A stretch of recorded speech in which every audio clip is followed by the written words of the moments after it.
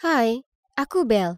Umurku 18 tahun dan hari ini adalah hari pertamaku di Boston College. Keren kan? Oh, tunggu. Sepertinya aku mendengar seseorang menangis. Kenapa kita tidak pergi berbelanja? Itu akan membuatmu merasa lebih baik. Tidak, aku tidak mau melakukan apapun. Tinggalkan aku sendiri. Tunggu, gadis yang terisak-isak itu dia terlihat sangat familiar bagiku. Apakah itu dia? Lihat apa kamu? Gadis yang lain membentakku. Astaga, kenapa serius sekali? Keesokan harinya aku memutuskan untuk melakukan kegiatan bertetangga, jadi aku membawakan pie apple untuknya. Pintunya terbuka dan, wow, dia tampak seperti baru saja kena badai. Rambut dan pakaiannya berantakan dan matanya bengkak. Oh, hai. Aku, Belle, baru saja pindah ke sini. Senang berkenalan denganmu. Oh, hai. Aku Lara. Ya, Lara. Lara dari SD. Bagaimana mungkin dia tidak tahu kalau itu aku? Kemudian kenangan masa kecilku mulai muncul kembali di benakku. Saat itu aku sangat pemalu dan karena keluargaku punya masalah keuangan, aku selalu memakai pakaian usang. Aku kira ini menjadikanku sasaran empuk bagi beberapa anak jahat. Lalu suatu hari saat aku sedang berjalan pulang dari sekolah, anak-anak itu mengikutiku, mendorongku, lalu mulai tertawa sambil menggeledah tasku. Namun kemudian sebuah mobil mewah berhenti di samping kami, dan Lara mengintip melalui jendela dan berkata kepada mereka, "Biarkan dia sendiri, kalau tidak aku akan membatalkan undangan kalian ke pestaku." Setelah itu Lara pergi sebelum aku sempat mengucapkan terima kasih, dan anak-anak jahat itu langsung pergi. Melalui mata anak kecilku aku melihatnya sebagai bidadari. Dia cantik dan populer, tapi dia tetap berhenti untuk membantuku. Sayangnya, setelah kejadian itu, orang tuaku berpikir yang terbaik adalah memindahkanku ke sekolah lain, dan aku tidak pernah melihat Lara lagi. Ya, sampai sekarang. Terima kasih untuk pie apple-nya. Masuklah jika kamu mau. Oh ya, kalau kamu tidak keberatan. Aku masuk ke dalam dan, ya ampun, kamarnya berantakan. Pakaian berserakan di mana-mana. Sampah berserakan di lantai, dan piring-piring kotor berserakan di baskom. Sesuatu yang buruk pasti telah terjadi padanya hingga membuatnya terjerumus ke dalam kesedihan. Jadi aku bertanya padanya ada apa, dan dia memberitahuku bahwa pacarnya baru saja putus dengannya. Bagian terburuknya adalah dia meninggalkan keluarga dan teman-temannya untuk pindah ke sini demi dia. Tetapi dia mengakhiri segalanya tanpa memberinya penjelasan. Kasihan Lara, perpisahannya sudah berakhir 2 bulan yang lalu, namun hal itu sepertinya masih segar dalam ingatannya. Aku mencoba menghiburnya, tetapi semakin aku melakukannya, dia semakin menangis. Keesokan harinya aku memutuskan untuk mampir dan memeriksa apakah dia baik-baik saja. Pintunya terbuka sedikit, jadi aku mengintip ke dalam dan melihat Lara yang tampak murung duduk di lantai, memeluk dan mengendu sesuatu. Lara, apa yang kamu lakukan? Aku menemukan ini dan aku sangat merindukannya. Ternyata dia mencari sweaternya di lemari dan akhirnya menemukan hoodie mantannya. Itu saja. Cukup sudah. Sudah waktunya aku akhirnya membalas budi dan menyelamatkan Lara sama seperti saat dia menyelamatkanku di kelas 5 SD. Kamu tidak akan pernah move on jika barang-barangnya menatap langsung ke wajahmu.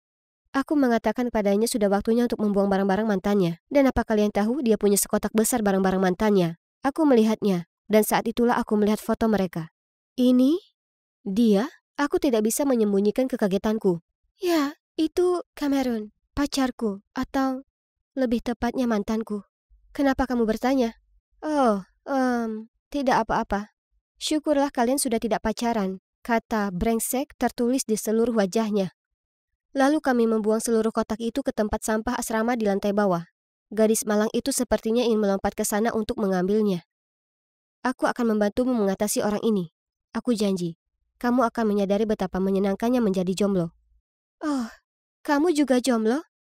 Ya, tentu saja. Sekarang barang-barang mantannya sudah dibuang ke tempat sampah. Sekarang saatnya menjalani kehidupan jomblo yang paling bahagia. Setiap pagi aku mengajak Laura jogging keliling taman bersamaku dan menunjukkan padanya cara menyiapkan makanan sehat yang lezat. Percayakah kalian kalau dia bahkan tidak tahu cara merebus telur tanpa membakar pancinya?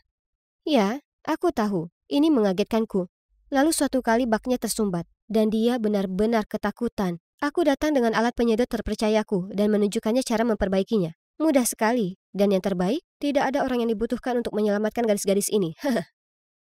Selanjutnya aku perlu menunjukkan kepada Lara bagaimana menikmati hidup, karena yang dia lakukan hanyalah bermalas-malasan di kamarnya. Jadi, pada suatu Sabtu malam, aku menyeret dia dan Kayla ke bar yang sangat keren ini. Wah, aku haus. Jangan khawatir, aku yang traktir. Tunggu Lara, Apa kamu mau tahu cara mendapatkan minuman gratis? Lalu dia berjalan melewati beberapa cowok, mengibaskan rambutnya dan mengedipkan matanya dengan senyuman termanis di wajahnya. Dan bam, cukup begitu kami membelikan minuman untuk kami. Lara tampak sangat senang dengan apa yang baru saja dia capai dan itu membuatku bahagia juga. Hanya saja Kayla tidak terlihat begitu senang. Mungkin minumannya terasa terlalu pahit. Saat kami sedang bersenang-senang, teleponku tiba-tiba berdering. Ya Tuhan, aku sudah lama merindukan panggilan itu. Tapi kenapa sekarang? Aku mematikannya dan terus mengobrol. Kenapa kamu tidak menjawab? Oh, tidak apa-apa. Kamu yakin? Sepertinya penting. Ya, jangan khawatir. Sebelum aku menyelesaikan kalimatku, tiba-tiba aku mendengar seseorang memanggil Lara. Lara? Oh, Jack? Hai, sudah lama. Aku kaget melihatmu di sini. Apa kamu sendirian atau bersama teman? Lalu Lara belum sempat memperkenalkan kami. Cowok itu menatapku. Hei, sepertinya aku kenal kamu. Tidak, sepertinya kita belum pernah bertemu. Aku langsung menyangkalnya. Tapi orang ini sangat ngotot. Dia membuatku agak tidak nyaman, karena aku tidak sengaja menjatuhkan gelasku, lalu aku harus berlari ke kamar mandi untuk membersihkan diri. Bagaimanapun, malam itu luar biasa. Aku bangga pada diri sendiri karena telah membuktikan kepada Lara bahwa menjadi jomblo tidaklah seburuk itu. Namun, keesokan paginya, bencana melanda. Kayla menyuruhku masuk ke kamar Lara, di mana dia meringkuk di tempat tidurnya sambil memegang foto dirinya dan Cameron. Susah sekali membuatnya melupakan mantan pacarnya itu. Lara terisak karena Jack memberitahunya bahwa Cameron pacaran dengan orang lain. Dan kini, Kayla punya ide untuk membalas dendam padanya. Aku tahu ini menyakitkan, tapi tolong abaikan saja dia dan lanjutkan hidupmu. Apa yang kamu tahu? Apa kamu ada di pihak Lara atau di pihak mantannya yang brengsek? Aku cuma mengabaikan Kayla dan mencoba berbicara dengan Lara. Syukurlah dia sepertinya mendengarkanku dan membatalkan rencana balas dendam. Ya ampun, Kayla terlihat sangat marah. Aku kembali ke asramaku dan menghela nafas lega. Lalu tiba-tiba ponselku mendapat pesan masuk. Tidak sabar bertemu denganmu besok. Oke, sebenarnya aku sering bertemu cowok yang sangat kusukai. Tapi aku tidak ingin menyinggung Lara, jadi aku tidak menyebutkannya padanya. Keesokan paginya, aku memakai gaun yang lucu, merias wajahku, menata rambutku, dan dengan penuh semangat keluar dari kamar asramaku, dan menemukan tumpukan kantong sampah di depan pintuku. Siapa yang melakukan ini? Aku menyeretnya ke bawah untuk menaruhnya di tempat sampah. Ketika aku menemukan semua suratku di sana bercampur jus sampah. Apakah ini lelucon atau apa? Terserah, aku tidak punya waktu untuk ini, aku sudah terlambat. Aku tiba di sebuah galeri dan melihat bahwa dia sudah ada di sini sedang melihat sebuah lukisan. Hei, maaf sudah terlambat. Dia berbalik sambil tersenyum. Ya, kamu pantas untuk ditunggu ya kan? Oke, izinkan aku menjelaskannya. Jadi, ya, itulah Cameron, tapi itu tidak seperti yang kalian pikirkan. Aku bertemu dengannya beberapa bulan yang lalu ketika dia membantu di sebuah acara untuk siswa baru. Dia tidak peduli aku memakai pakaian toko barang bekas dan sepatu katsku tidak keren. Sebaliknya, dia sudah melupakan hal-hal ini dan mulai berbicara denganku terlebih dahulu. Jadi, Jack juga ada di sana. Itulah sebabnya dia agak mengenaliku. Aku sudah banyak mengirim pesan kepada Cameron dan harus aku akui, aku rasa aku memang punya perasaan padanya. Tapi jangan salah paham. Aku tidak tahu Lara adalah mantannya sampai aku melihat foto mereka. Ya ampun, itu benar-benar mengejutkanku. Aku tidak ingin memberitahunya dan tidak hanya menghancurkan hatinya lagi, tapi juga menghancurkan persahabatan kami. Itu juga sebabnya aku tidak berani menjawab panggilan Cameron di depan Lara saat kami berada di bar. Dan aku sangat beruntung Jack tidak mengenaliku malam itu. Atau itu akan menjadi bencana total. Aku tahu aku perlu mengatakan yang sebenarnya pada Lara, tapi pertama-tama dia hanya perlu sedikit waktu lagi untuk melupakan Cameron. Aku pulang dari kencan itu dengan senyum lebar di wajahku. Tapi apa yang kulihat membuatnya langsung memudar. Seluruh koleksi make-upku hancur. Apa? Siapa yang akan melakukan hal sejahat itu? Butuh waktu lama bagiku untuk menabung untuk membeli semua itu. Saat aku memeriksa apakah ada yang bisa diselamatkan, aku melihat rambut panjang berwarna biru terletak di antara barang yang porak-poranda. Marah, aku hendak pergi dan melabraknya. Tapi Kayla dan Lara sudah muncul di ambang pintuku. Kenapa mereka terlihat sangat marah? Bagaimana kamu bisa berteman denganku seperti itu padahal selama ini kamu bertemu dengan mantanku? Jadi pidatomu yang bilang kamu tidak butuh cowok hanyalah sebuah kebohongan besar agar kamu bisa mengambil pacarku, ya? Dan apakah menurutmu Cameron akan menyukai cewek sepertimu? Kamu bahkan tidak mampu membeli tas yang bagus. Benar, Izinkan aku beritahu satu hal. Kamu tidak akan pernah menjadi seperti salah satu dari kami. Dan kamu tidak akan pernah cukup baik untuk Cameron. Bagaimana bisa Lara menganggapku seperti itu? Aku benar-benar ingin membantunya, seperti dia membantuku. Aku hanya punya niat baik saja, Lara. Aku tidak tahu dia adalah mantanmu saat kita pertama kali bertemu. Aku tidak segera memberitahumu karena aku tahu kamu butuh waktu lebih banyak untuk pulih. Dan aku tidak mau menyakitimu, karena aku mengagumimu dan menghargai persahabatan kita. Apa kamu ingat kelas 5 SD? Aku diejek oleh anak-anak ini dan kamu adalah satu-satunya yang membelaku. Aku cuma mau membalas budi dan membantumu juga. Tapi mendengarmu mengatakan hal itu membuatku sangat sedih. Setelah itu aku mengusir mereka dari kamarku dan mengunci pintu. Aku menolak menghadiri kuliah dan mengabaikan semua panggilan dan pesan Cameron. Mungkin Lara dan Kayla benar. Cameron dan aku tidak seharusnya pacaran. Kami berasal dari dua dunia yang berbeda. Akhirnya beberapa hari kemudian aku harus keluar.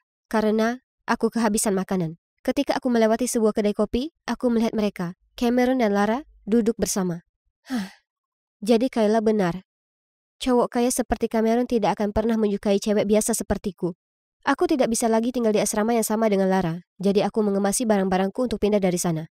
Tiba-tiba aku mendengar suara Lara. Apa kamu mau melarikan diri dari masalahmu sepertiku?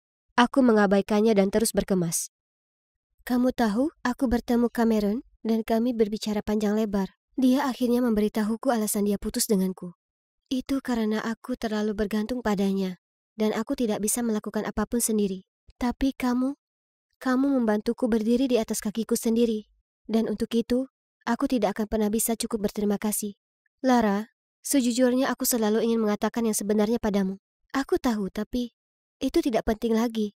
Tahukah kamu yang penting sekarang adalah menikmati kehidupan seorang jomblo yang mandiri, bukan? Oh, aku membelikanmu ini. Kayla sudah keterlaluan menghancurkan barang-barangmu. Selain itu, menurutku ada seseorang yang ingin bertemu denganmu. Tiba-tiba ada ketukan di pintu. Aku membukanya. Dan ya Tuhan, berdiri di sana, dengan karangan bunga besar adalah Cameron. Jadi sepertinya aku bisa terus mengenal Cameron sekarang. Dan aku tidak perlu pindah lagi. Tapi tahukah kalian apa bagian terbaiknya? Temanku sudah kembali. Akhirnya setelah 11 jam penerbangan, aku sampai di LAX, Bandara Internasional Los Angeles. Mengagumkan. Aku tidak sabar untuk bertemu ibuku. Kalian tahu, ayahku orang Prancis dan ibuku orang Amerika. Kami dulu tinggal bersama di Paris, tapi kemudian mereka berpisah dan ibu pindah kembali ke sini. Tentu saja aku sering berbicara dengannya di FaceTime dan sebagainya. Tapi ini pertama kalinya aku bertemu dengannya setelah 5 tahun. Aku belum pernah mengunjunginya karena ibuku adalah seorang pengusaha wanita yang sangat sukses dan dia bekerja sangat keras. Itu berarti dia tidak punya waktu untuk memberiku perhatian yang kubutuhkan. Tapi sekarang aku berumur 16 tahun dan bisa menjaga diriku sendiri. Aku akhirnya bisa berkunjung. Jadi, terima kasih kepada ayah dan ibu tiriku atas hadiah ulang tahun tiket pesawatku. Aku sekarang berada di LA yang cerah selama sebulan penuh. Aku tidak hanya bisa menghabiskan waktu bersama ibu, tapi aku juga bisa bersantai di vilanya yang sangat besar. Beruntungnya. Tapi pertama-tama, ayo ambil semua barang bawaanku, lalu cari taksi ke rumah ibuku. Ya, sayangnya, dia tidak bisa datang menjemputku karena dia ada pekerjaan. Tapi tidak masalah, aku bisa mengatasinya sendiri. Oke, mungkin aku bicara terlalu cepat. Sudah setengah jam dan barang bawaanku tidak terlihat. Lalu, cowok tampan ini menghampiri aku dan berkata, "Hei, sepertinya kopermu hilang. Perlu bantuan?" Imut dan suka membantu. Aku benar-benar bisa terbiasa dengan orang-orang AS. Aku menunjukkan kepadanya tiketku, dan ternyata aku menunggu di tempat yang salah. Ups. Setelah membimbingku ke tempat yang benar, cowok yang ku ketahui namanya Zack ini bahkan menurunkan koperku untukku. Namun, salah satu koperku macet dan terbuka sehingga menyebabkan semuanya terjatuh. Astaga, ini bukan hari keberuntunganmu, kan? Dia tertawa terbahak-bahak. Oh, baiklah. Setidaknya tidak semuanya buruk. Maksudku, seorang cowok tampan telah menyelamatkanku, kan? Dia membantuku mengambil barang-barangku, lalu dia bahkan menawarkan untuk mengantarku ke rumah ibuku. Setelah sekitar 30 menit, dia mulai melambat. Aku melihat keluar jendela dan... Oh my God! Ini adalah villa paling cantik yang pernah ada. Kolam renang, lapangan tenis, pohon palem, persis seperti rumah bintang film. Aku sedang ternganga memandangi villa, ketika tiba-tiba aku mendengar suara mesin mobil. Karena kaget, aku berbalik dan melihat Zack menjauh. Koperku! Aku berteriak. Ah, laptop dan iPadku juga ada di sana. Ya Tuhan, kenapa ini terjadi padaku? Dan pada hari pertamaku di AS. Setidaknya aku masih membawa ponsel dan paspor. Jadi aku segera menelpon ibuku. Tak perlu dikatakan, aku sangat kacau ketika dia tiba. Siapa sangka pria berpenampilan baik seperti itu ternyata adalah seorang pencuri. Ngomong-ngomong, ibuku bisa membelikanku baju dan barang baru dan aku masih bisa bersenang-senang di vilanya. Kan? Ibu membawaku ke kamarku dan menyuruhku istirahat. Setelah bencana itu, aku sangat kelelahan. Jadi aku segera tertidur di tempat tidur paling nyaman yang pernah ada. Saat aku terbangun, di luar sudah gelap. Aku sadar aku belum makan apapun sejak penerbangan. Jadi aku turun ke bawah dan memeriksa lemari es dan lemari dapur. Hah? Semuanya kosong. Aku masih mencari-cari di dapur ketika ibuku kembali membawa burger. Sayang, aku baru pulang dari perjalanan bisnis kemarin. Jadi aku belum sempat pergi berbelanja. Ayo makan fast food saja hari ini, oke? Aku tidak keberatan, karena sungguh menyenangkan bisa makan malam bersama ibuku lagi setelah sekian lama. Aku melihat sekeliling ruangan. Hampir tidak ada perabotan apapun di sini. Ibuku bilang itu desain minimalis, gaya hidup trendy di LA saat ini. Lebih sedikit lebih baik, betapa kerennya itu. Keesokannya kami keluar, tapi ada apa dengan mobil tua berkarat itu? Melihat tatapan bingungku, dia segera menjelaskan bahwa ini hanya sementara karena mobilnya sedang diservis. Tapi kemudian ibu tidak bisa membuka pintu garasi. Ternyata biasanya dia punya sopir sendiri, tapi karena aku sudah menempuh perjalanan panjang untuk mengunjunginya, dia ingin menyetir sendiri. Aduh, manis sekali. Pada hari-hari berikutnya, aku dan ibu bersenang-senang di LA. Berjemur di tepi kolam renang, hari spa, berbelanja. Ini jelas merupakan liburan terbaik dalam hidupku. Setidaknya sampai pagi itu, aku dibangunkan oleh pertengkaran yang keras. Melihat ke bawah dari tangga, aku melihat ibu di ruang tamu bersama seorang wanita asing. Dia menunjuk ke sofa. Astaga, disitulah aku kemarin menumpahkan kecap saat makan sushi. Kemudian ibu muncul dan terdengar bingung. Dia menyuruhku segera mengemasi barangku karena kita akan pergi. Bu, apa ada yang salah? Oh, tidak apa-apa sayang. Hanya saja sofa kotor, jadi ayo kita suruh seseorang membersihkan seluruh villa. Wah, ibu sampai bersih-bersih seisi rumah hanya karena noda kecap. Seberapa kaya dia? Jadi, di mana kita akan tinggal kali ini? Hotel mewah bintang 5? Atau rumah megah di Beverly Hills? Tapi kemudian mobil itu berhenti di depan sebuah gedung apartemen kumuh. Hah? Ini tidak mungkin benar. Ibu bilang ini apartemen cadangan milik temannya. Jadi kami akan tinggal di sini beberapa hari demi kenyamanan. Alana, mungkin sebaiknya kamu menjauh dari orang-orang di daerah ini. Mereka tidak memiliki gaya hidup yang sama dengan kita. Kamu tahu maksudku? Ya, tempat ini kebalikan dari villa.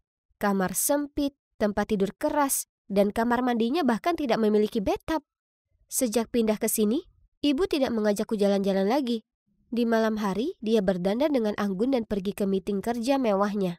Pada suatu malam, aku sedang duduk sendirian menonton YouTube mengunyah kentang goreng untuk kelima kalinya minggu ini. Ketika ada ketukan di pintu. Aku membukanya, dan berdiri di sana seorang cowok lusuh yang mengaku sebagai Frankie, putra pemilik rumah. Aku bilang padanya pasti ada kesalahan, karena kami baru di sini beberapa hari. Lalu aku hendak menutup pintu, tapi dia memblokirnya dengan kakinya. Nyonya, Anita telah menyewa apartemen ini selama 2 tahun. Apa maksudmu beberapa hari? Aku baru saja melihatnya naik taksi di pintu depan. Jangan berbohong padaku. Tidak, ibuku adalah pengusaha sukses yang memiliki villa di Brentwood Park. Kalau begitu kamu pasti salah mengira ibumu adalah orang lain. Singkatnya, ingatkan si ibu pengusahamu untuk membayar uang sewa. Lalu dia mencibir dan berjalan pergi. Beraninya dia mengatakan itu. Dan kenapa aku terus-menerus menemui orang brengsek? Ketika ibu kembali, aku menceritakan apa yang terjadi. Kupikir dia akan menganggapnya lucu atau semacamnya. Tapi tidak, malah dia menjadi sangat marah. Kamu seharusnya tidak membukakan pintu untuknya. Sudah kubilang jangan bersosialisasi dengan orang-orang di sini. Oke, mendengar kebohongan yang dibuat-buat tentang dirimu seperti itu pasti menyebalkan. Tapi apakah dia harus begitu marah karenanya? Keesokan paginya, aku sedang minum teh di balkon ketika tiba-tiba aku melihat wajah yang tidak asing lagi lewat di jalan. Ya Tuhan, itu si brengsek dari bandara. Zack. Pencuri itu! Teriakku sambil bergegas turun. Tapi sesampainya di sana, dia sudah menghilang. Aku masih gemas saat ada suara yang datang dari belakang. Apa yang kamu lakukan sambil berteriak sepagi ini? Aku berbalik dan melihat Frankie bersandar di dinding dengan tangan terlipat. Bukan urusanmu, penipu. Hah? Penipu? Apa maksudmu? Berhentilah berbohong.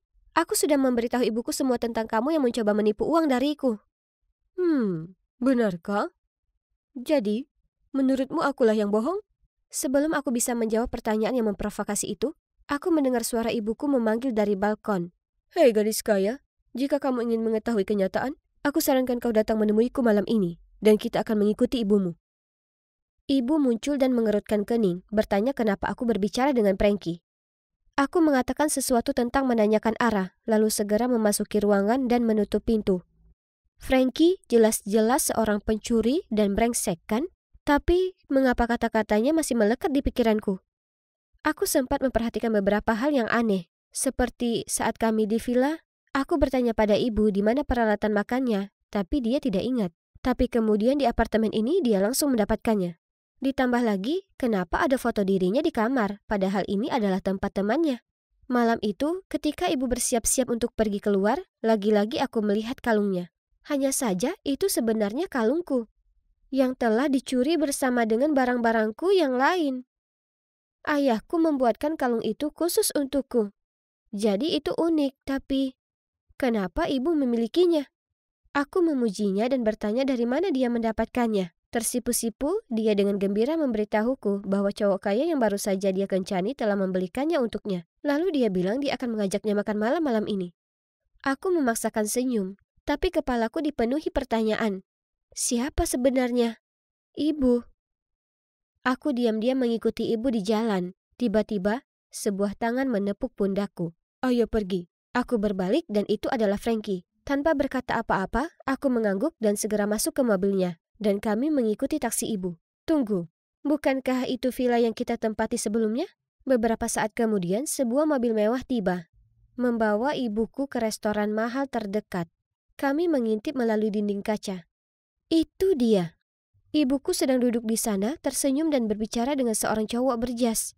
Apakah dia berpura-pura tinggal di villa itu untuk menipu cowok itu? Apakah ibuku seorang cewek matre? Aku tidak bisa menontonnya lagi, jadi aku menarik lengan Frankie. Tapi anehnya, dia tampak sama terkejutnya denganku. Bukankah ini idemu? Jadi kenapa wajahmu pucat? Dia hanya menggelengkan kepalanya dan membawaku pulang. Kami menunggu di apartemen sampai ibu kembali. Dan suasananya tegang. Sekitar tengah malam kami mendengar pintu terbuka. Dan ibu masuk dan menatap kami dengan khawatir.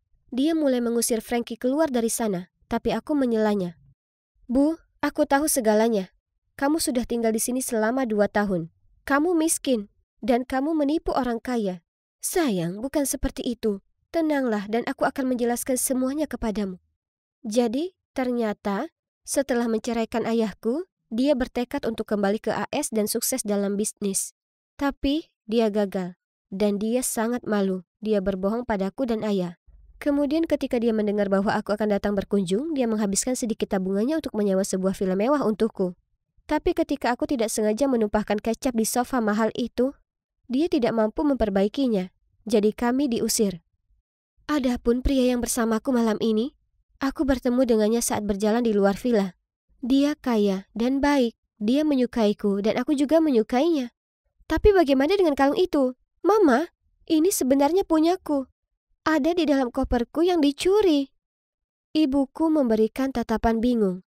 Tapi sebelum dia bisa berkata apa-apa, Frankie berseru. Pria itu penipu. Aku dan ibu ternganga saat melihat Frankie yang menoleh ke arahku dan berkata, maaf, tapi menurutku kalian perlu tahu yang sebenarnya. Lalu Frankie memberitahu kami bahwa pria itu tidak lain adalah ayah Zack. Setelah mengantarku kembali ke villa, Zack mengira ibuku kaya. Jadi dia membujuk ayahnya untuk datang dan menggodanya. Tapi bagaimana kamu menggali informasi tentang orang-orang ini? Karena aku kenal Zack. Ketika aku melihat Alana mengejarnya, aku tahu dia telah mencuri darinya. Tapi dia temanku. Bagus, jadi kalian berdua berbohong padaku. Lalu aku bergegas masuk ke kamarku, mengunci pintu, dan menangis. Keesokan paginya ibu mengetuk pintuku, tapi aku mengabaikannya. Alana, aku paham kamu kesal padaku, tapi aku meninggalkan sandwich di sini. Jadi setidaknya tolong makan sesuatu. Aku benar-benar minta maaf. Aku cuma mau menjadi ibu yang sempurna untukmu. Kata-katanya membuatku terisak sekali lagi. Tak bisa kukatakan, dari lubuk hatiku yang terdalam, aku merasa kasihan padanya. Setelah itu, aku membuka pintu dan memeluknya erat. Lalu kami berdua saling berpelukan sambil menangis. Aku akan meninggalkan LA hari ini bersama ibu. Dia akan pindah kembali ke Prancis bersamaku, tempat dia bisa memulai segalanya dari awal. Saat aku sedang menyeret koperku ke taksi, Frankie muncul dan meminta maaf kepadaku. Aku hanya mengangkat bahu dan bilang itu tidak penting lagi. Maksudku, setidaknya pada akhirnya dia berterus terang dan menyelamatkan ibuku dari penipu itu. Hei gadis kaya, semoga berhasil. Dan jangan ragu untuk tetap berhubungan denganku. Jadi, bagaimana sekarang?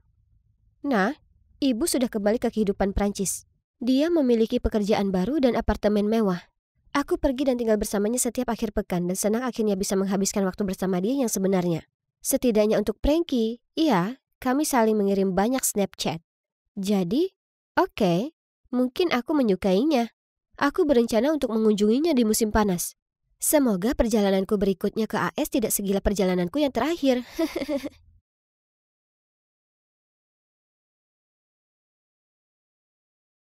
Aku sedang mengambil sebuah buku yang terlihat menarik dari rak buku saat tiba-tiba kulihat sesosok wajah mengintipku ke belakang. Tunggu dulu. Oh Tuhan, jangan dia. Dengan cepat kusembunyikan wajahku di balik buku, tapi terlambat. Dia sudah melihatku. Nah, apa yang kupikirkan? Sekarang aku makin terlihat menyedihkan. Kalian pasti penasaran kenapa aku sampai putus asa menghindari cowok ini. Nah, dia bukan sembarang cowok. Dia itu mantanku, Owen. Hari yang kacau. Oh, hai Owen. Aku tidak melihatmu di sana. Apa kau di sini sendiri? Oh, tidak. Aku di sini dengan cewekku. Itu dia. Hei sayang, aku di sini. Aku berbalik dan... Astaga, hariku berubah dari buruk jadi bencana. Bagaimana bisa mereka akhirnya jadian? Yap, aku kenal cewek itu. Dia itu Mila, saudara tiriku. Oh, biar ku ceritakan tentang dia. Sebenarnya, sebelum jadi saudara tiri, aku dan Mila bersekolah di tempat yang sama, tapi kami tak pernah dekat atau semacamnya. Tapi tiba-tiba, ibuku dan ayah Mila berhubungan, dan tak lama kemudian menikah. Ku coba bersikap ramah padanya, tapi apapun yang kulakukan, dia tetap dingin dan tak ramah padaku. Dia bahkan melarangku beritahu siapapun di sekolah kalau kami keluarga. Dan dia mulai bersaing denganku di tes masuk tim, ujian, semuanya. Lalu suatu hari setelah beberapa bulan tinggal bersama, dia memberitahu orang tua kami kalau dia akan tinggal dengan ibunya dan pindah sekolah. Kenapa, tanya kalian? Ya, karena dia tak tahan tinggal bersamaku lagi. Aku tak akan bohong. Mendengarnya berkata demikian menyakitkan sekali. Yang kulakukan hanyalah bersikap baik padanya. Tapi, baiklah. Jika itu maunya, maka terserah. Dan seperti yang kukatakan, cowok yang di sana itu adalah mantanku, Owen. Kami dulu pacaran saat aku kelas 2 dan dia kakak kelas. Tapi dia lalu memutuskanku karena alasan terkonyol yang pernah ada. Nah, dulu aku sedang jalani diet ketat. Tiap kali kami pergi makan, aku akan pesan salad yang nampaknya menyedihkan. Dan Owen akan pesan burger lezat dengan tambahan kentang goreng. Jadi, aku mengambil 1 atau 2 gorengan dari piringnya. Dan beberapa gigit burgernya. Tapi maksudku, berbagi itu hal yang sangat wajar dalam hubungan, ya kan? Tapi, iya, menurut Owen tidak begitu. Jadi, seperti itu, dia mengakhiri semua denganku lalu pergi kuliah. Tapi sekarang dia kembali ke kota untuk liburan musim panas. Dan dia pacaran dengan saudara tiriku. Oh, hey Amy, lama tidak jumpa. Oh iya, kuharap kau tak masalah aku sekarang dengan Owen. Aku benci sarkasnya. Dan apa perlu dia bergelayut di lengannya dan membelai rambutnya? Bagaimana denganmu, Amy? Apa kau sedang bersama seseorang saat ini? Tak mungkin kukatakan pada mereka aku jomblo. Itu bakal memalukan sekali. Jadi, kusibakkan rambutku, lalu membual tentang pacarku yang berusia lebih tua. Pria dewasa. yang wajahnya seperti bintang film dan badan seperti model Calvin Klein. Kerutan mulai terbentuk di antara alis Mila. Hahaha, rasakan kau. Tapi kemudian Owen tiba-tiba berkata, "Hebat, gimana kalau double date besok malam?" "Apa? Ide yang bagus, sayang. Aku mau bertemu pria beruntung yang mencuri hati saudariku." Ya Tuhan, mereka tak bercanda. Aku tak ada pilihan lain kecuali setuju. Sial, di mana akan kutemukan pria lebih tua yang tampan besok? Amy, apa kau mencoba merosak meja? Ups, aku terlalu disibukkan dengan dilema kencanku. Sampai tak sadar sudah kubersihkan meja yang sama 20 menit lamanya. Hei, tapi tunggu. Kuperhatikan lebih dekat wajah manajerku. Jack itu tampan, lebih tua dariku, dan dia itu jomblo. Ya Tuhan, kutemukan pacar palsuku. Sekarang aku hanya perlu membujuknya. Tapi, dia jauh terlalu serius untuk menolong dalam situasi bodoh seperti ini. Aku tahu kalau dia sedang cari pacar sempurna. Karena tak sengaja ku dengar dia mengeluh tentang kencan-kencan bencana yang dia jalani. Isyarat untuk rencanaku yang sempurna. Setelah kami menutup kedai kopi, aku mengajukan diri untuk bersih-bersih supaya punya alasan tinggal lebih lama dengan Jack. Hey Jack, pacarku, Owen, punya adik yang pintar dan juga cantik yang ingin kukenalkan kepadamu. Awalnya, dia tak tertarik. Jadi kutunjukkan padanya foto Mia yang paling cantik. Ya ampun, itu adiknya? Astaga, kenapa begitu kaget? Mila tak secantik itu. Terserahlah, paling tidak kudapatkan perhatiannya. Aku bertanya padanya apa dia mau pergi double date dan dia langsung setuju. Yes, jackpot. Jadi, rencanaku berhasil. Tapi masalahnya, pacar palsuku ini mengira kalau dia akan kencan dengan Mila dan kalau aku bersama Owen, padahal pada kenyataannya kami yang sebenarnya bersama. Tapi jangan khawatir, aku bisa mengatasinya. Ya kan? Jadi, di double date kami semua pergi bowling. Jack langsung suka pada Mila dan berusaha membuatnya terkesan dengan keterampilan bowlingnya. Sedangkan aku payah sekali soal bowling dan terus diolok oleh Owen. Jadi, saat tiba gilirannya dan dia salah memprediksi lemparannya lalu melempar bola langsung ke parit, aku senang sekali balas menggodanya. Jujur saja, aku suka keluar bersamanya. Dan tolong, jangan mulai membahas wajahnya. Dia jelas makin tampan seiring berjalannya waktu. Tiba-tiba, giliranku lagi, dan Owen bertanya apa aku ingin dia tunjukkan padaku cara melempar bola bowling yang benar. Malu-malu aku mengiyakan. Jadi, dia berdiri di belakangku, menyentuh tanganku dan perlihatkan padaku. Oh ya Tuhan, seluruh tubuhku bergetar. Dan bisa kurasakan kalau Owen juga tersipu. Tunggu dulu. Kurasa aku masih punya perasaan untuknya. Mila tak pantas dengannya. Dia seharusnya bersamaku. Secara keseluruhan, double date itu sukses. Jack tak mencurigai apapun. Dan tak hanya itu, dia juga membantuku membuat Mila jauh dari Owen. Jadi aku punya kesempatan untuk memenangkannya kembali. Tapi kemudian beberapa hari berikutnya, Jack bilang padaku kalau dia sangat suka Mila. Dan bertanya apa aku bisa mengaturkan kencan mereka. Tapi kali ini hanya mereka berdua. Apa?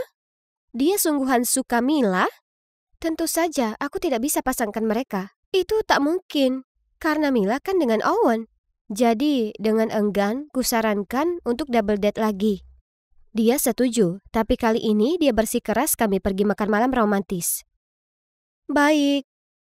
Semuanya baik pada mulanya. Tapi Owen meletakkan lengannya ke Mila sementara Mila menyuapinya dengan kentang tumbuk miliknya. Aku melirik Jack dan melihat kebingungan di wajahnya. Aku harus cepat pisahkan mereka. Jadi ku minta Mila ikut ke toilet denganku. Oh, Owen cowok yang baik sekali. Dia sangat pengertian dan dia selalu perlakukan aku seperti putri. Dia sangat menyebalkan.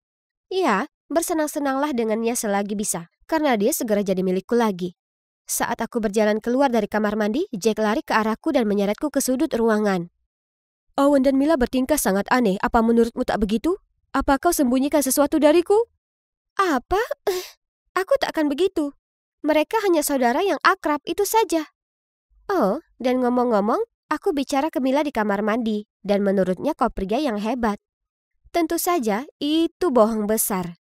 Andai aku ini Pinocchio, hidungku pasti sudah sepanjang pemukul baseball. Tapi paling tidak Jack percaya, karena dia terlihat senang sekali. Kami kembali ke meja dan melanjutkan makan malam yang sangat canggung ini. Tiba-tiba Owen dan Mila saling panggil Buttercup, Cutie Pie, dan panggilan norak lainnya. Aku dan Jack duduk di sana dengan wajah sangat canggung. Hei, Mila, kau dan Owen terlihat cukup dekat. Apa kalian selalu seperti ini? Tentu saja, kami tak pernah saling bosan. Ya kan manisku? Mila menatap Owen dengan mata manja lalu menciumnya di pipi. Ya, di pipi. Aku menoleh melihat Jack dan iya, dia terlihat ngeri. Tapi mungkin dia masih belum tahu kalau mereka bukan saudara. Siapa yang kubohongi? Tentu saja dia bakal tahu. Setelah double date itu, dia memakiku karena menipunya. Kujelaskan padanya kalau aku sangat suka Owen dan aku berusaha mendapatkannya kembali. Bagaimana denganmu? Apa kau suka Mila? Jack diam berpikir sejenak, kemudian mengangguk. Dia sungguh suka Mila, suka sekali. Jadi, kusarankan kami sebaiknya bersatu untuk membuat pasangan itu putus. Dan Jack setuju. Kukatakan ke Jack kalau Mila tertarik fotografi dan punya peralatan profesional. Jadi, dia mengirim pesan padanya bertanya apa dia bisa memotret kedai kopi untuk halaman online-nya. Dan Mila berkata ya. Sementara itu terjadi, aku menjelma jadi orang aneh dan membuntuti Owen, supaya aku bisa tak sengaja menabraknya di toko roti. Kemudian kami makan croissant dan membicarakan tentang masa lalu. Kukira akan menyenangkan menghabiskan seharian bersama Owen, tapi tidak. Sebaliknya, segera terasa membosankan, bahkan cukup menyebalkan. Ternyata, kepribadiannya tak berubah sama sekali. Dia terus menjauhkan makanannya dariku dan masih melontarkan lelucon yang sangat payah. Dengar ini. Kau sebut apa kopi yang sedih? Depresso. Hahaha. Sekarang aku menyesal membelikannya kopi itu. Mungkin harus aku berpikir ulang soal ini. Maksudku, apa aku mau cowok membosankan ini kembali? Kemudian dia bilang padaku berencana beri kejutan spesial untuk Mila. Dan dia ingin berdiskusi denganku sambil makan malam di rumahnya. Saat aku di dapur membantunya memasak, tiba-tiba dia bergerak maju dan berusaha menciumku. Hah? Apa? Aku sangat tersentak sampai kulemparkan wortel ke wajahnya. Oh Tuhanku, rencanaku sebenarnya berhasil dan Owen jatuh hati padaku. Bagaimana dengan Mila? Kukira semua pertemuan ini tentang kejutan untuknya. Dan itulah saat Owen jujur padaku. Dia tak punya rencana kejutan untuk Mila. Itu cuma tipu muslihat untuk membuatku kesini. Dan juga, ternyata waktu kami ketemu di toko buku juga bukan kebetulan. Owen sudah membuntutiku. Apa? Orang aneh. Dia juga tahu kalau Mila itu saudara tiriku. Jadi dia dengan sengaja bersamanya untuk membuatku cemburu. Amy, yang kucintai itu kamu. Selalu kamu. Apa? Mendengarnya mengatakan itu membuatku merinding. Nah, kini paling tidak satu yang pasti. Perasaan apapun yang kukira kurasakan padanya, sudah 100% menguap. Melepaskanmu kesalahan terbesarku. Kumohon kembalilah padaku. Mila tak berarti apapun bagiku. Aku tak peduli padanya sama sekali. Oh, wow. Owen benar-benar brengsek. Beraninya dia memanfaatkan perasaan Mila seperti itu. Wah, aku harus memperingatkannya. Tapi sebelum melakukan itu, aku harus keluarkan unek-unekku. Biar ku perjelas ini. Aku hanya pergi double date dengan kalian karena aku tak mau kalah dengan Mila. Bukan yang lain. Boleh ku ingatkan kamu kalau kamulah idiot yang memutuskan aku. Oh, dan lelucon-leluconmu sangat payah. Dan begitulah. Owen hanya berdiri di sana dengan tampang kebingungan. Lalu aku pergi. Aku langsung lari ke kafe di mana Mila berada dan mengutarakan semua kebenaran tentang Owen yang hanya memanfaatkannya untuk membuatku cemburu. Aku tak percaya kau melakukannya lagi. Apa yang kau maksudkan dengan itu? Jangan berlagak sok lugu. Kau mencuri pacarku, lagi. Hah? Apa yang dia maksud dengan lagi? Ternyata dulu, Mila naksir dengan Owen. Jadi, saat aku dan Owen mulai pacaran, dia jadi sangat marah. Dan itulah kenapa dia selalu dingin denganku. Aku tak tahu, aku bersumpah. Kalau aku tahu, aku tak akan pernah pacaran dengannya. Hentikan saja. Aku tahu kau tak mau kalah denganku. Tinggalkan saja aku sendiri. Aku tak mau ada hubungan apapun denganmu. Aku menyerah. Bicara dengannya tak ada gunanya. Tapi kemudian Jack tiba-tiba angkat bicara. Mila, dia berusaha melindungimu. Jika dia tak peduli denganmu, maka dia akan biarkan kamu dengan si brengsek itu. Tapi tidak. Dia beritahu padamu kebenarannya meski dia tahu kamu mungkin bereaksi seperti ini. Karena itu yang dilakukan saudara. Mereka saling melindungi. Mila terdiam sejenak. Tapi kemudian sadar Jack benar. Jadi, kami duduk bersama lalu bicara serius dan panjang lebar. Ada tawa, tangis, dan banyak sekali minuman coklat panas. Tapi pada akhirnya, kami pun akhirnya bisa saling memahami satu sama lain. Jadi begitulah. Setelah semua drama itu, aku dan Mila kesampingkan perseteruan kami dan berbaikan. Awalnya, Mila agak sedih dengan apa yang Owen lakukan terhadapnya. Untung, Jack selalu menemaninya, dan segera Mila membuka hati untuknya, dan hubungan mereka meningkat. Dan kini mereka berpacaran. Hore! Sedangkan aku mungkin masih jomblo, tapi aku tak masalah dengan itu. Yang terpenting, setelah kebencian dan persaingan selama bertahun-tahun, aku dan Mila berbaikan.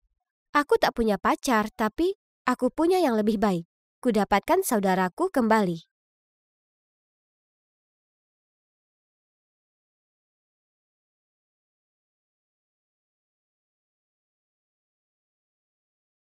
Jadi ketua kelas yang mengagumkan sepertiku, artinya sudah jadi tugasku untuk menunjukkan ke murid pindahan baru, Willow, apa saja yang ada di sini. Jadi, jelas sebelah sini adalah kantin, peringatan jangan makan semurnya. Kalau kau kesulitan mencari sesuatu, tanya saja padaku. Oh ya, aku belum pernah melihatmu sejak SMP. Apa kabar? Masih sama saja. Oke.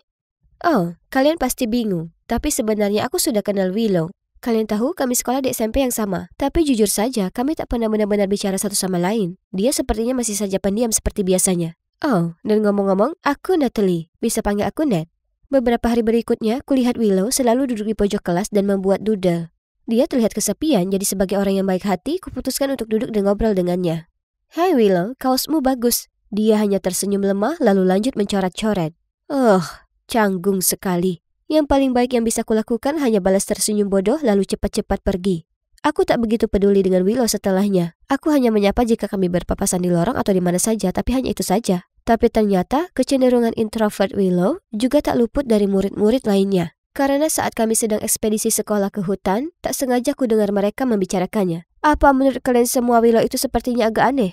Ya, kau benar sekali. Pernah sekali aku pinjam penghapusnya, dan dia memberikannya padaku begitu saja tanpa berkata apapun. Dia bahkan tak menatap mataku, terus saja menggambar. Itu sangat aneh. Hah? Apa serius mereka sedang bergosip tentang anak baru itu? Ya, dia mungkin tak begitu supel. Tapi orang-orang harusnya belajar bagaimana menghargai perbedaan karakter orang lain, ya kan? Hei, Willow kan anak baru di sini. Kurasa tak baik jika kalian bergosip seperti ini. Dia juga temanku dari SMP, jadi tolong hentikan ini. Tapi hanya penasaran, apa dia selalu seperti ini? Kurasa ya. Sebenarnya aku tak terkejut melihatnya di kelas kita. Di SMP nilainya tak terlalu bagus, jadi agak janggal dia ada di deret unggulan bersama kita. Bisa kulihat seluruh kelompok menatapku dengan mata terkejut. Tapi hei, itu beberapa tahun lalu, jadi mungkin saja dia sudah berubah. Cepat-cepat ku koreksi diriku sendiri. Kemudian beberapa hari kemudian, aku sedang berdiri dekat lokerku saat tiba-tiba sahabatku Laila muncul dan memegang pundakku. Oh ya Tuhan, apa kau dengar beritanya? Semua orang bilang Willow hanya masuk ke jajaran teratas karena orang tuanya memberi donasi besar ke sekolah. Bisa kau percaya hal itu? Apa? Siapa yang menyebar rumor tak jelas ini? Aku tak tahu, tapi seseorang mengatakan kalau dia tak begitu pintar saat di SMP. Oh, ya Tuhanku. Apakah pelaku rumor itu aku? Itu aku. Aku yang lakukan saat ekspedisi. Oh tidak, aku tak bermaksud begitu. Bagaimana bisa ini terjadi? Lalu saat aku memasuki kelas, kulihat Willow yang terisak didatangi oleh beberapa murid lain. Aku merasa buruk, jadi aku juga menghampirinya dan berusaha menghiburnya. Jangan khawatir soal itu Willow, semua tahu rumor ini bohong. Kenapa ada orang yang tega lakukan itu? Aku hanya murid pindahan. Siapa yang begitu benci padaku sampai mengatakan hal sejahat itu? Oh astaga, jelas aku merasa bersalah. Apa mungkin keadaan bisa makin runyam? Ya, ternyata bisa. Karena setelah kelas, Bu Holm tiba-tiba memintaku dan Willow untuk tetap tinggal. Oh tidak, apa dia tahu aku yang memulai rumor Willow? Aku duduk di sana berkeringat seperti kalkun Thanksgiving, menunggu Bu Hall menangkap basah aku. Tapi yang membuatku terkejut, ia berkata, Ned, tolong bantu aku mencari tahu tentang rumor yang mengerikan ini. Phew, betapa leganya. Tapi di saat yang sama aku panik. Bagaimana caranya aku menangkap basah orang yang bertanggung jawab jika akulah yang memulai rumor itu? Meski tak sengaja, sungguh dilema. Tunggu dulu, kurasa aku punya ide. Bagaimana kalau aku salahkan pembuat onar? Lagi pula mereka tak akan peduli. Sementara aku, murid dengan nilai A ini, terlibat masalah karena ini bisa mempengaruhi kesempatanku masuk ke kampus bergengsi dan menghancurkan hidupku. Tepat di saat itu, cowok bernama Bob ini melewati kami, lalu bersandar di dinding dan menggulir ponselnya. Bingo, kena kau. Kuletakkan satu tangan di dinding dan menatapnya curiga. Hey Bob, bagaimana kabarmu? Baik. Jadi, soal rumor Willow? Dari siapa kau dengar itu? Bob hanya mengangkat bahu lalu lanjut menatap ponselnya. Apa kau yang lakukan? Mungkin kau bosan, jadi kau sebarkan rumor itu untuk mengganggu cewek baru itu? Aku benar? Atau bagaimana? Hanya saat itu Bob menatapku. Apa? Apa kau gila? Aku tak kenal si Willow ini. Lagi pula aku tak masuk minggu lalu karena sakit. Sekarang tinggalkan aku sendiri. Oh astaga, ini gagal total. Sekarang aku harus bagaimana? Aku perlu waktu untuk berpikir. Oke, jangan panik, Nat. Kau ini pintar, jadi kau pasti bisa pikirkan sesuatu. Itulah saat aku berpaling dan melihat wajah sedih Willow. Jangan khawatir, akan kutemukan siapa yang melakukannya. Aku menenangkannya. Tapi dalam hati aku menjerit. Aku benci bohong padanya, tapi ini tak sengaja. Aku tak pernah berniat menyebarkan rumor itu. Di saat itu, Lela muncul dan berkata dia ingin bantu. Hebat, seakan pencarian ini masih belum cukup rumit. Lela memberitahu kami kalau dia dengar rumor ini dari si culun Ben. Jadi kami semua melacak dan menanyainya. Tapi dia mendengarnya dari cowok lain. Dan terus begitu sampai ada satu cewek yang bilang dia mendengarnya dari Ashley. Itulah saat aku ingat kalau Ashley ada di kelompok obrolan di ekspedisi itu. Oh tidak, aku harus mencegah pertemuan di antara kami. Jadi saat mereka melihat Ashley, aku membuat suara-suara aneh dan mengarang kalau aku sakit perut. Mereka masih akan menemuinya, jadi aku harus menjerit keras sekali seolah melahirkan. Di ruang UKS, aku terus menjerit seakan-akan aku sangat kesakitan. Suster mendiagnosa kalau itu bisa jadi usus buntu, jadi aku perlu segera dilarikan ke rumah sakit. Aku langsung berhenti berteriak segera saat mendengarnya dan berkata itu hanya karena aku sedang datang bulan.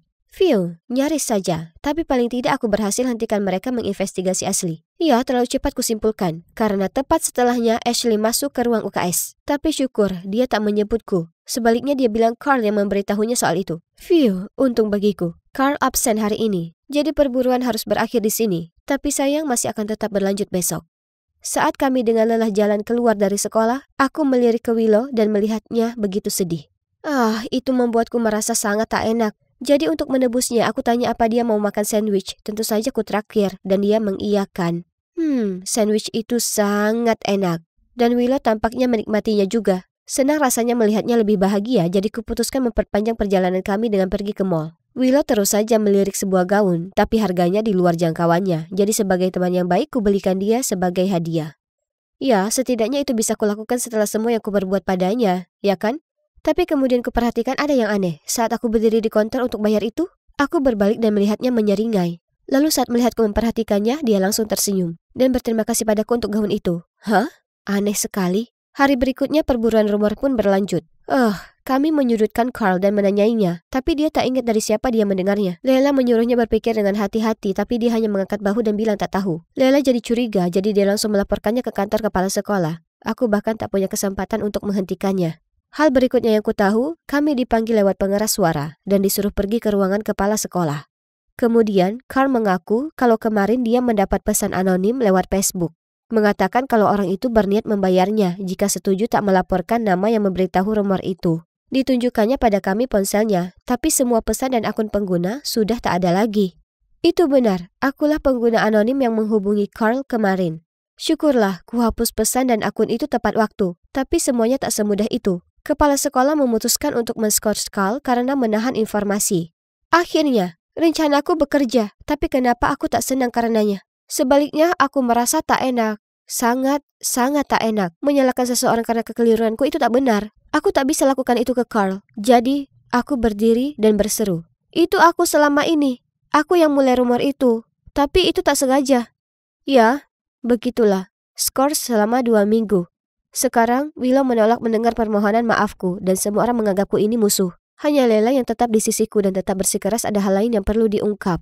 Lalu beberapa hari berikutnya saat aku berusaha mengatasi kebosananku dengan keripik kentang dan maraton nonton Love is Blind, Lela mampir dan memberitahukan berita mengejutkan.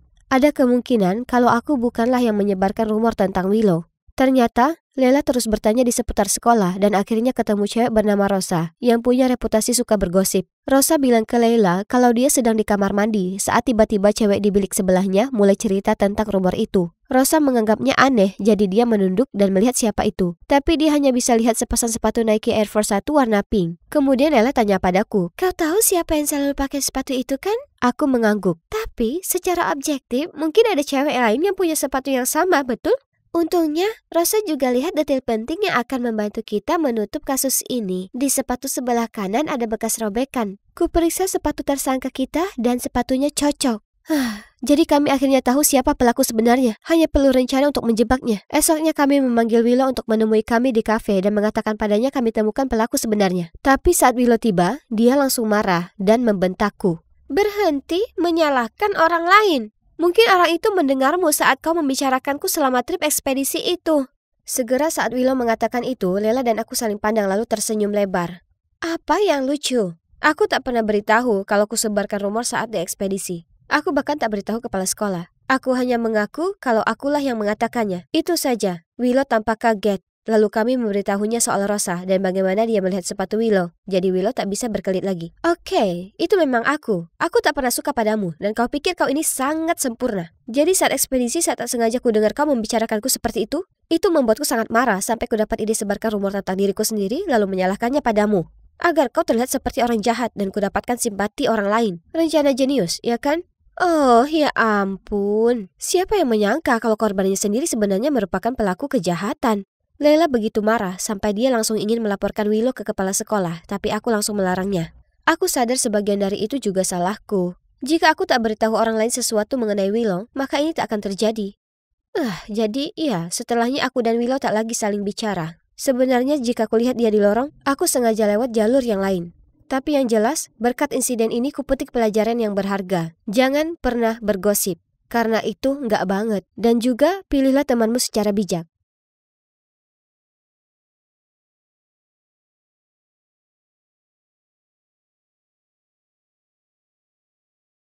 Hai, namaku Edison, tapi semua temanku memanggilku Eddie. Aku hanyalah seorang gadis biasa yang tidak memiliki bakat tertentu. Tapi ada satu hal yang aku punya. Itu... Oh, kenapa kita tidak menonton saja videonya untuk melihat apa itu? Ini kakak perempuanku, Olivia. Dia cantik kan? Dia juga seorang penyanyi yang luar biasa. Dan memiliki bakat di bidang seni, dia bisa menggambar apapun. Maksudku, aku tidak tahu bagaimana orang tuaku bisa memiliki anak perempuan yang sempurna seperti dia, dan lalu melahirkanku. Tapi, aku tidak masalah dengan itu. Olivia sangat ingin memenangkan piala dan medali. Sementara aku senang dengan es krim dan banyak makanan ringan yang diberikan orang tuaku karena mendapat nilai B pada ujian matematikaku. Hei, Eddie sayangku, coba tebak siapa yang punya baju baru dan trendy. Oh, Bu, ya, aku tidak menyukai hal-hal ini. Kenapa kamu membeli begitu banyak? Itu hanya membuang-buang uang. Namun, tatapan putus asa ibu membuatku menyerah. Jadi aku dengan enggan mengambil item secara acak dan pergi mencobanya. Oh, itu adalah crop top. Aku menatap diriku sendiri di cermin. Oke, jadi ekspresi tercengang orang tuaku membuat perasaan mereka cukup jelas. Aku terlihat konyol. Lihat, aku sudah bilang, aku terlalu pendek untuk memakai atasan seperti ini. Tepat pada saat itu, Olivia lewat. Aku segera berlari ke arahnya. Aku pikir kamu harus memiliki atasan ini. Ini akan menonjolkan sosokmu yang cantik. Kamu akan terlihat sangat manis saat mengenakannya. Ibu menggeleng. Tidak. Jika Olivia memakai ini, semua orang akan melihat pusarnya. Bukankah itu gunanya crop top? Lalu ayah menjawab. Omong-omong, Liv, kamu mau kemana terburu-buru? Ini bukan klub model yang tidak masuk akal lagi, kan? Ngomong-ngomong soal klub, apakah klub dansa sekolah masih merekrut? Kamu harus bergabung, kamu pasti akan masuk. Saudariku memutar matanya lalu pergi. Membanting pintu di belakangnya. Aku sayang dia, tapi sepertinya dia menganggapku menjengkelkan. Dia seperti Ratu Es yang selalu mengucilkanku. Dia tidak pernah mengizinkanku meminjam pakaiannya atau menyentuh barang-barangnya. Dan jika aku mencoba masuk ke kamarnya, dia ketakutan. Bukannya dia jahat atau apa, tapi dia cenderung bertingkah seolah aku tidak ada. Tidak apa-apa, maksudku, aku sudah terbiasa dengan hal itu. Aku menjalani hidupku sendiri dan dia menjalani hidupnya. Itu sebabnya ketika aku pertama kali mendapatkan ponsel dan mulai menggunakan media sosial, aku tidak mencoba mencari profilnya, meskipun aku tahu dia ada di semua platform tersebut. Malam itu, ibu memintaku naik ke atas untuk memanggil Olivia untuk makan malam. Tidak ada jawaban. Jadi, aku mulai mendorong pintu hingga terbuka. Dia tiba-tiba muncul dari kamar mandi dan berteriak. "Hei, apa yang kamu lakukan? Kamu tahu kamu tidak diperbolehkan masuk ke kamarku." Aku mengetuk, tapi kamu tidak menjawab. Ibu bilang ini waktunya makan malam. Dia mendesis padaku dan mengusirku. Kenapa dia harus memperlakukanku seperti aku adalah hama? Cara dia begitu aneh dengan kamarnya sungguh menjengkelkan. Mungkin dia menyembunyikan sesuatu di sana? Nah, mungkin aku hanya terlalu memikirkan hal ini. Olivia selalu seperti ini. Hidup terus berjalan, dan saudari perempuanku, ya, dia terus menjauhkan diri dariku. Namun kemudian pada suatu akhir pekan, aku berjalan ke bawah dan melihatnya dengan riang menyenandungkan sebuah lagu sambil menari di dapur. Ketika dia melihatku, dia tersenyum dan berkata, "Selamat pagi. Ayo duduk di sini, aku sudah membuatkanmu sarapan." Oke, ini aneh. Aku dengan hati-hati duduk dan terus menatapnya. Kenapa kamu begitu bahagia? Dan di mana ibu dan ayah? Ibu dan ayah baru saja bergegas mengerjakan urusan pekerjaan. Lalu dia meletakkan piring itu di hadapanku, menyeringai, lalu melanjutkan. Ibu membuat kue pagi ini dan menyuruhmu membawanya ke rumah nenek. Katakan padanya aku titip salam. Oh, kamu tidak ikut denganku?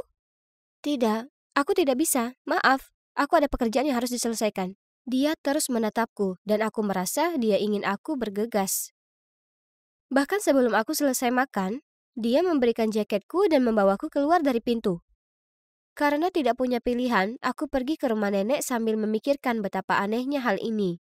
Sampai aku menyadari bahwa aku bahkan tidak membawa tas kue. Aku meninggalkannya di rumah. Astaga, aku segera bergegas kembali. Tapi, kenapa ada mobil aneh yang terparkir di luar rumahku? Aku berlama-lama di belakang dan menyaksikan seorang pria parubaya keluar dari mobil. Bahkan sebelum dia sampai ke pintu, Olivia membukanya dan tersenyum padanya. Aku sembunyi di balik semak agar aku bisa terus melihatnya. Hah? Kenapa dia menyerahkan bunga dan kotak hadiah padanya? Dia dengan senang hati mengambilnya dan bahkan bersandar ke telinganya dan mengatakan sesuatu. Ya Tuhan, jadi ini menjelaskan kelakuan aneh kakakku. Mereka pacaran, kan? Aku tidak pernah menyangka kalau kakakku akan tertarik pada lelaki tua seperti ini. Mengejutkan. Tapi tunggu, bagaimana jika dia menipunya? Olivia mungkin terlihat galak, tapi sebenarnya dia sangat polos. Jika itu masalahnya, aku akan menghajarnya habis-habisan. Tapi ini hanya spekulasiku. Aku tidak bisa bertindak tergesa-gesa tanpa mengetahui kebenarannya. Jadi aku memutuskan untuk tidak memberitahu mereka bahwa aku ada di sana. Dan diam-diam memasuki rumah melalui pintu belakang untuk mengambil tas kue. Kemudian pada hari itu, ketika aku tiba di rumah, saudara perempuanku kembali menjadi Ratu Es. Dia memasak tanpa bersuara. Jadi aku bilang padanya, nenek berkata hai. Dan dia hanya mendengus, lalu terus mengaduk supnya.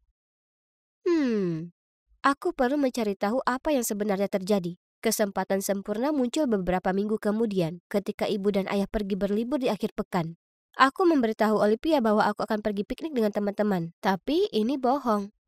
Aku sebenarnya bersembunyi di tempat persembunyianku yang setia dan mengawasi. Seperti yang diharapkan, lelaki tua itu muncul dan Olivia membiarkannya masuk. Pintunya terbuka sedikit, jadi aku berjingkat ke dalam dan mendengar mereka tertawa di ruang tamu. Aku mengintip ke dalam dan aku terkejut. Kakak perempuanku sedang duduk di sofa dengan mengenakan pakaian paling aneh yang pernah ada. Pakaian seperti itulah yang hanya dipakai oleh model catwalk. Dan yang terpenting, dia memakai riasan tebal dan tampak seperti orang yang sangat berbeda. Pria aneh itu sedang duduk di sebelahnya. Keduanya melihat ponselnya dan tertawa bahagia. Ya ampun, sekarang semuanya sudah jelas. dari sifatnya yang pendiam hingga ruangannya yang terkesan rahasia. Itu semua agar dia bisa terus menyembunyikan kisah cinta beda usia ini. Aku tidak tahu bagaimana harus bereaksi sekarang. Aku hanya merasa kasihan padanya karena dia harus menyembunyikannya.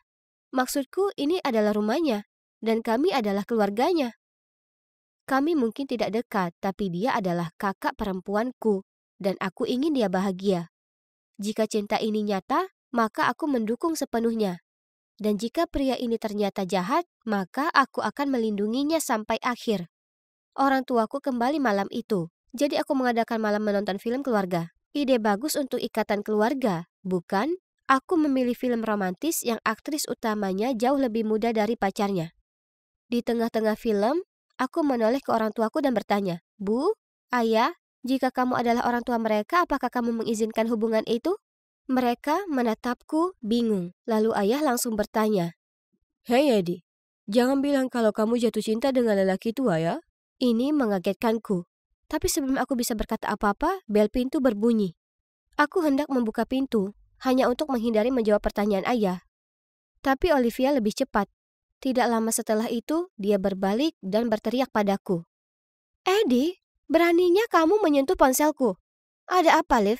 Siapa yang ada di depan pintu? Tanyakan pada putri tersayang Edison." Dia menatapku dengan pandangan kotor, lalu bergegas ke kamarnya. Orang tuaku langsung membombardirku dengan banyak sekali pertanyaan. "Apa yang sedang terjadi di sini? Siapa yang membunyikan bel? Kenapa Olivia seperti itu?" Oke, yang membunyikan bel itu adalah pacarnya Olivia. Jadi, tadi saat Olivia meninggalkan ponselnya di dapur, aku perhatikan ada pesan dari seorang pria bernama Henry Davis. Aku segera mencarinya di FB dan menemukan bahwa ini adalah pria yang sama yang mengunjunginya. Jadi, aku menggunakan teleponnya untuk mengirim pesan kepadanya agar dia datang pada jam 8 malam. Aku pikir akan lebih baik jika Olivia mengumumkan hubungannya dengan orang tua kami. Tapi, sepertinya dia tidak menerimanya dengan baik. Bagaimanapun, sekarang aku tidak punya pilihan selain menceritakan segalanya kepada orang tuaku. Wajah mereka menunduk, dan tanpa berkata apa-apa, mereka berlari ke atas dan menggedor pintu Olivia. Namun tidak ada jawaban. Malah, kami semua mendengar suara gemeretak dari pintu belakang. Dan Olivia pun kabur. Wajah orang tua kami memerah. Sementara aku merasa sangat bersalah. Karena aku tidak hanya tidak dapat membantunya, tetapi malah memperburuk situasi. Keesokan harinya, Olivia masih belum kembali. Dia juga tidak masuk sekolah. Yang menyebabkan orang tuaku menjadi panik. Lalu tiba-tiba aku teringat pada Henry. Benar. Kenapa aku tidak berpikir untuk menanyakannya dari awal? Jadi aku segera menghubungi Henry dan memintanya membantu mencari Olivia. Sore itu, saat aku baru pulang sekolah, aku melihat Henry pergi. Ada catatan tertempel di pintu yang menyatakan Olivia baik-baik saja dengan alamat di bawah. Dan juga tertulis jika kita datang ke sana jam 9 pagi, kita akan menemui Olivia. Keesokan paginya, kami datang lebih awal dari yang dijadwalkan. Hah? Itu adalah sebuah studio, dan seperti yang dikatakan Henry, Olivia ada di sana. Dia tampak sangat glamor, dan begitu sibuk mempersiapkan pemotretan sehingga dia tidak memperhatikan kami. Henry menyambut kami, dan mulai menjelaskan segala sesuatu yang membuat orang tuaku serta aku tidak bisa berkata-kata. Ternyata, kebenarannya jauh dari apa yang kupikirkan. Dia bukan pacarnya, tapi dia adalah manajernya. Ia melihat potensi Olivia dan membimbingnya menjadi foto model dan TikToker. Bunga dan hadiahnya berasal dari merek tempat dia bekerja. Dan suatu hari, dia mengenakan pakaian dan riasan itu untuk video TikTok. Setelah syuting selesai, kami berjalan ke arahnya. Tapi dia melihat kami dan lari. Aku berhasil menyusulnya lalu berkata, "Kak, kenapa tidak mengatakan yang sebenarnya? Kami adalah keluargamu. Kami akan selalu berada di sisimu." Di pihakku? Serius? Kamu tidak tahu bagaimana rasanya menjadi orang luar. Tidak peduli berapa banyak kompetisi yang aku menangkan. Aku tidak terlihat saat kamu dipuji hanya karena mendapat nilai yang biasa di ulangan matematika.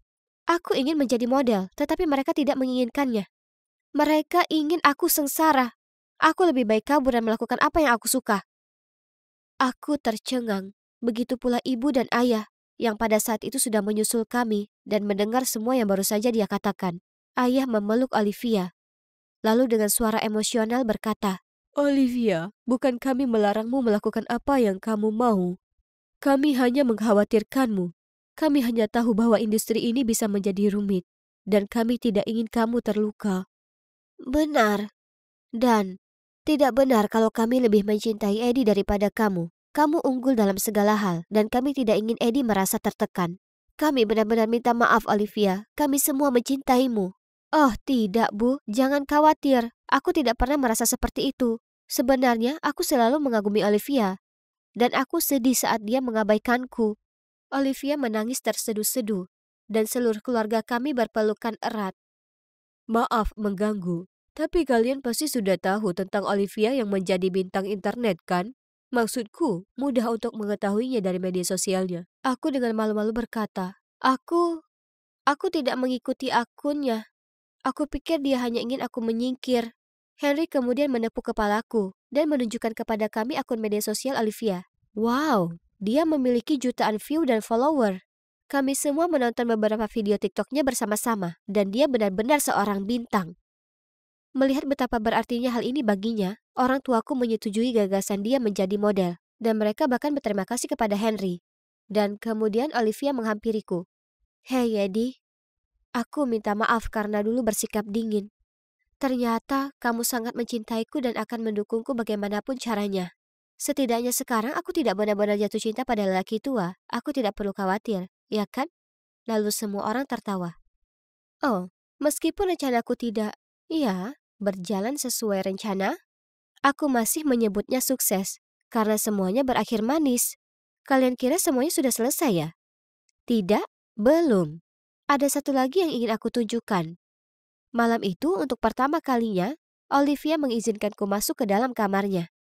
Wow, rasanya seperti studio mini dengan senter mahal dan ring light dan kamera. Dan koleksi pakaian serta riasannya sangat mengesankan. Oh, ingatkah kamu tentang apa yang aku katakan di awal video tentang menjadi gadis biasa? Ya, itu tidak berubah. Tapi sekarang aku dapat dengan yakin mengatakan bahwa ada satu hal yang aku miliki. Dan itu adalah kakak perempuan luar biasa yang mencintaiku tanpa syarat. Ya, ini ada banyak uang lagi yang perlu ditambahkan ke tumpukan itu. Oh, hey, aku Zoe. Seorang lulusan baru yang menjadi pekerja kantoran dengan gaji yang buruk. Aku hampir tidak mampu membayar makanan dan sewa, apalagi memikirkan utang kuliahku. Sebenarnya tidak masalah jika itu hanya aku, karena aku bisa hidup dari mie kuah. Tapi aku juga harus memikirkan Birdie, adik perempuanku. Oh, dia sudah kembali dari sekolah. Zoe, aku menemukan ayah hari ini. Hah? Aku menatapnya dengan senyum masam. Sebenarnya ini bukanlah hal baru. Soalnya orang tua kami meninggal saat Birdie masih balita. Jadi sekarang dia ingin memiliki orang tua seperti teman-temannya. Dia sering berkata padaku, Zoe, kamu seperti ibuku. Tapi Clara dan Polly punya ayah juga. Dan aku menginginkannya. Dia begitu polos sehingga setiap kali dia melihat pria berwajah ramah di jalan, dia bertanya padaku, apakah itu ayahku? Ayo, sini. Bagaimana sekolah hari ini? Ayah sangat tampan dan dia tinggal di rumah besar. Ayo, aku akan membawamu menemuinya. Ya ampun, ini bukan cuma rumah, ini rumah besar. Bingung, aku hendak menanyai Birdie tentang hal ini. Tetapi dia mulai membunyikan bel berulang kali. Sebelum aku bisa menghentikannya, seorang yang tampak seperti kepala pelayan keluar dan dengan senang hati membawa kami masuk tanpa mempertanyakan apapun. Itu aneh. Aku meminum es tehku dan mengamati kemegahan tempat itu, menyerap energi yang kaya. Ketika tiba-tiba seorang pria yang sangat gagah berjalan mendekat. Itu dia, itu ayah. Hah? Ini sangat membingungkan dan melihatnya memeluk orang asing sungguh memalukan. Aku berbicara dengan pria itu untuk mencari tahu apa yang terjadi. Dan rupanya dia bernama Harry. Dan dia berusia 22 tahun seumuran denganku. Hah? Itu gila. Karena dia terlihat dan bertingkah jauh lebih tua. Adapun cerita ayah, ternyata saat Birdie sedang menunggu bus sekolah, ia melihat seorang wanita menjatuhkan dompetnya. Jadi, dia bergegas mengambilnya dan hendak mengembalikannya. Namun wanita itu berbalik, melihat Birdie memegangnya dan menuduhnya sebagai pencuri. Tepat pada waktunya, Harry muncul dan mengaku sebagai ayahnya untuk menyelesaikan masalah tersebut. Kemudian dia membawanya ke mansion dan mengajaknya berkeliling. Jadi itulah yang terjadi. Aduh, dasar adikku. Birdie telah memberitahuku segalanya. Dia adalah anak yang sangat berharga. Aku akan dengan senang hati mengadopsinya. Tidak mungkin.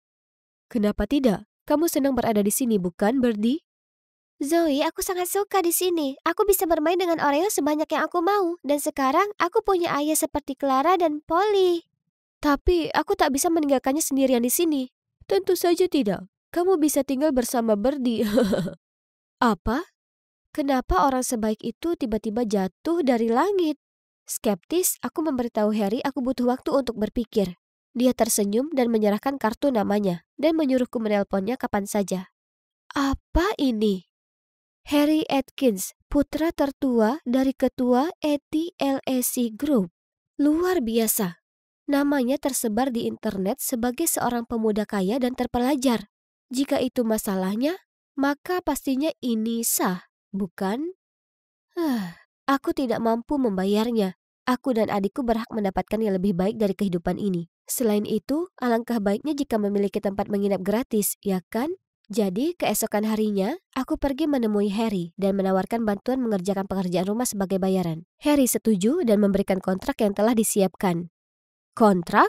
Oke, tapi ada klausul di dalamnya yang mengharuskanku tidak menyebutkan aku adalah saudara perempuan Birdie. Ini agak aneh, tapi sudahlah, tidak masalah. Ini adalah kehidupan mewah baru kami. Tunggu, tapi apakah itu berarti aku juga harus memanggilnya ayah? Jadi, ya, kehidupan baruku dimulai. Dan astaga, itu gila. Seorang pelayan memberikanku sarapan di tempat tidur dan mencuci semua pakaianku. Saking banyaknya membantu pekerjaan rumah tangga. Sebenarnya jumlah pelayan di rumah ini lebih banyak dibandingkan jumlah staf di kantorku. Jadi jelas tak ada lagi yang bisa kulakukan. Meski begitu, aku ingin berguna, karena mendengar mereka terus memanggilku Nona membuatku merasa sangat malu.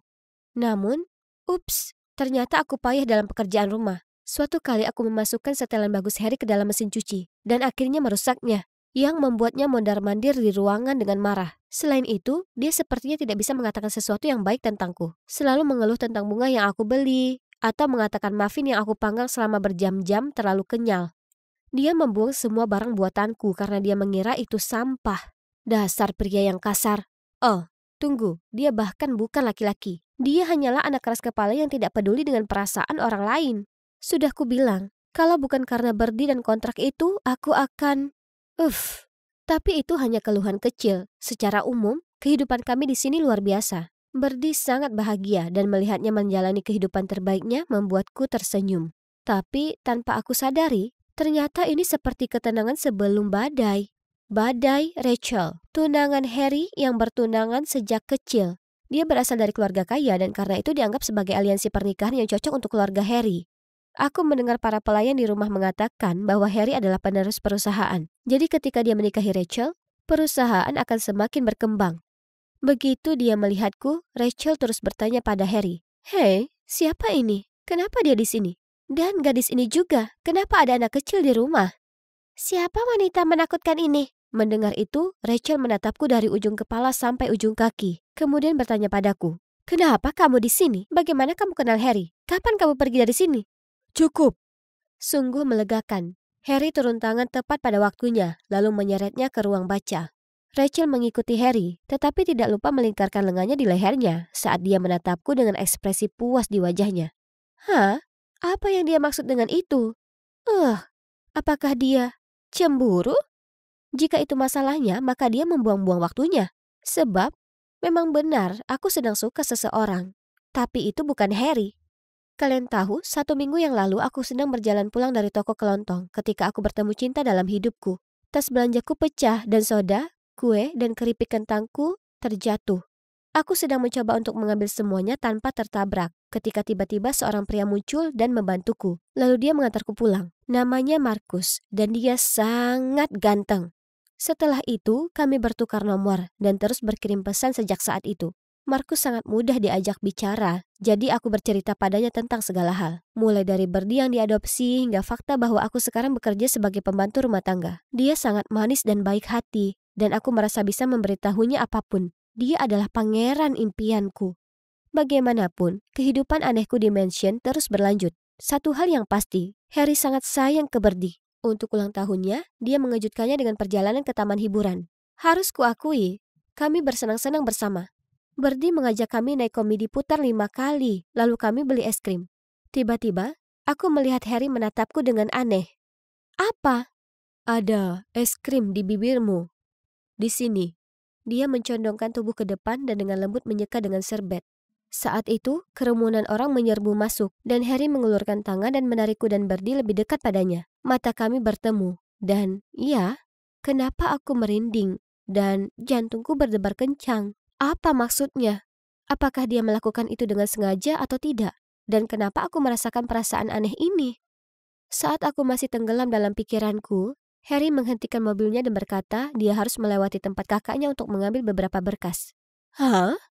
Bukankah itu Markus? Markus? Aku berseru. Kalian berdua saling kenal? Aku tidak menjawab, malah mengalihkan perhatianku ke Birdie. Ketika kami sampai rumah, aku terus bertanya-tanya kenapa Markus tidak pernah memberitahu aku siapa dia. Aku kirim pesan untuk bertanya, dan dia menjawab mereka berdua tidak akur, jadi dia tidak ingin aku mengetahuinya. Terlepas dari semua itu, aku begadang semalaman memikirkan Markus. Dan juga Harry.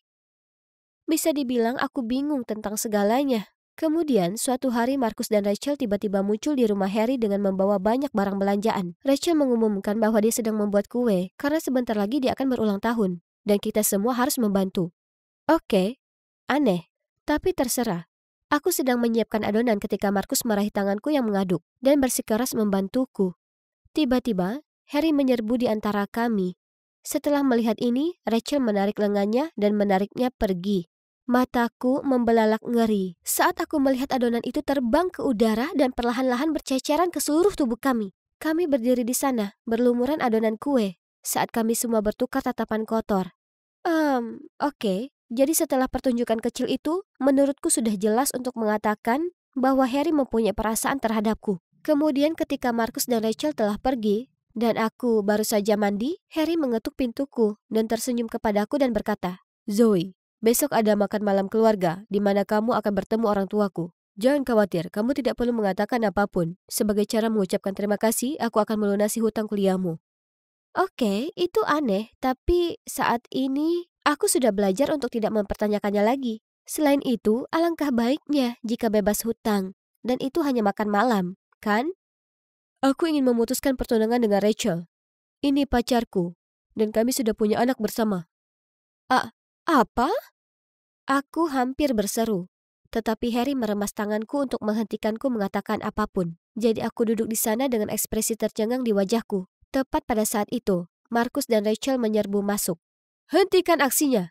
Ibu, ayah, dia bukan pacarnya. Dan gadis kecil itu adik perempuannya. Dia hanya seorang pembantu miskin. Ya, benar. Aku sudah tahu selama ini. Akulah yang menyuruh Markus berpura-pura menyukaimu untuk mendapatkan bukti. Ada apa semua ini? Ibu, ayah, menurutku pembohong seperti dia tidak seharusnya menjadi pewaris perusahaan kita. Pikirkan kembali keputusan kalian. Aku tidak mengerti. Apa yang terjadi di sini? Pacar? Anakku siapa? Pewaris dari apa? Aku hanya tahu satu hal, bahwa aku dibodohi oleh kekasihku dan Harry. Aku merasa seperti orang bodoh. Jadi aku langsung meraih Birdie, mengemas semua barang-barangku, lalu segera berlari keluar dari mansion itu. Birdie yang malang dan lugu tampak begitu bingung. Dia terus bertanya di mana ayahnya berada dan kenapa dia tak bisa tinggal bersamanya. Aku mengambil saja sisa tabungan kami untuk menyewa apartemen kecil untuk kami berdua. Kehidupan kembali normal.